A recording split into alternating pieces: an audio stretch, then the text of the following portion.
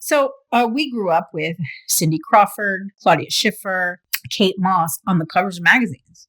All of them were tiny little supermodels. And this was the norm. This is when we said supermodel, this is what we thought of. Now, Tess Holliday, over 300 pounds, and Yumi Nu was on the cover of Sports Illustrated. And okay, there are significantly different sizes. But my point is, or my question is, why are the media putting these women who look nothing like the supermodels that we grew up with? Why are they doing this? And why is it acceptable to the masses? You ever run a business?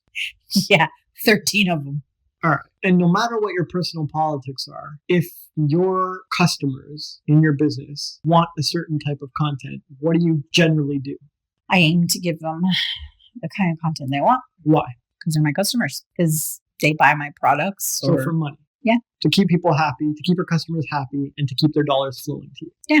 Right. If you suddenly stopped giving them what they wanted and gave them the opposite, what would happen? They're not going to buy stuff from me. They'll take their money away from me. Yeah. And what would happen to your business? My business would fold. And then what would happen to your life? I'd have to go bankrupt or lose all my money or be broke. Yeah. Would you end up as a 9-to-5er? Ugh.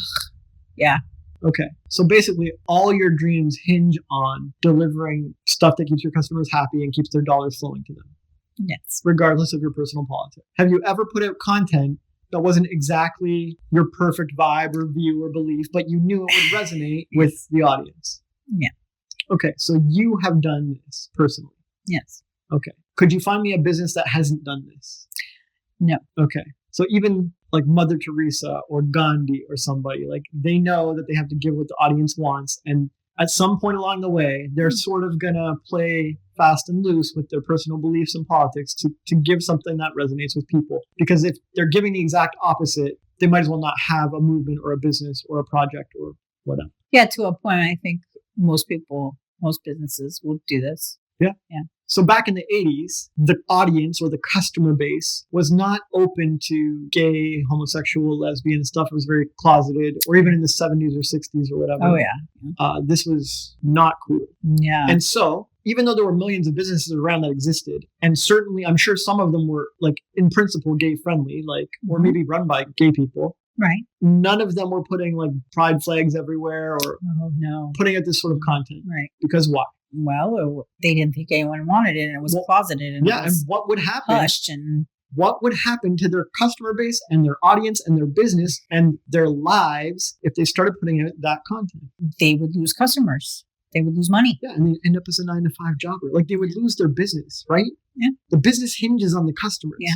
To the audience of the times, anything pride related would have been basically killing their own business, would have shooting themselves in the foot. It's very true. So they didn't.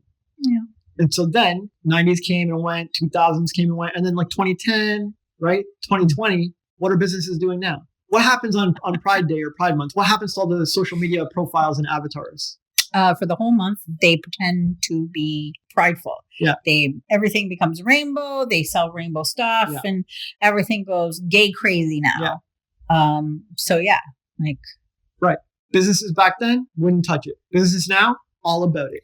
Yeah. Same businesses too. Okay. Yeah. And so back then, audiences and customer bases knew that a healthy, fit woman who took care of herself and, had feminine curves and so on, hourglass figures or whatever the public general population wanted is what the companies would deliver.